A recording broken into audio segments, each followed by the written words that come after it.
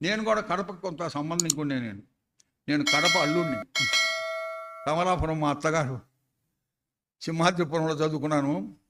సింహాద్రిపురం నుంచి తరచూ కడపకు వచ్చేవాళ్ళం. మా మామ తీసుకొని వచ్చేవాడు.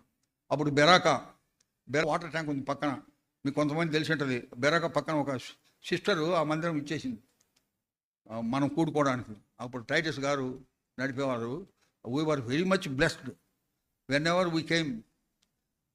బ్రదర్ బక్సింగ్ is to come, brother Enoch zoology professor in Christian college. ఎంతోగానో ఆశీర్వదించబడ్డారు. అర్థమైన తెలుగు. గడప దొక్కిన వారు ఎంతగానో ఆశీర్వదించబడినారు. ఎందుకంటే ఇక్కడ చేసిన వారి సేవ ఎంతో నిస్వార్థమైనటువంటి సేవ.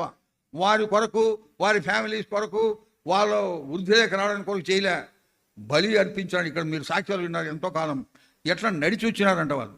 బండ్లు లేవు, ఏమి లేవు, నడిచి వచ్చినారు. రిక్షాలు ఉంటే డబ్బులు కావాలి, డబ్బులు లేవు, నడిచి వచ్చినారు. నడిచి వచ్చి సేవ చేసి ఇంటికి పోయేటప్పుడు 12 గంటలు అట్లా. ఇప్పుడు కూడా అట్నే సేవ జరుగుతుంది. అది దేవుని యొక్క మందిరం ఎట్లా కట్టబడుతుందంటే రెవల్యూషన్, ఒక ప్రత్యక్షత ద్వారా. ఆ ప్రత్యక్షతలో ఆయన ఒక నమూనా, ఒక మత్తు ఇస్తాడు. ఆ మత్తు ప్రకారమే మందిరం కట్టబడాలి.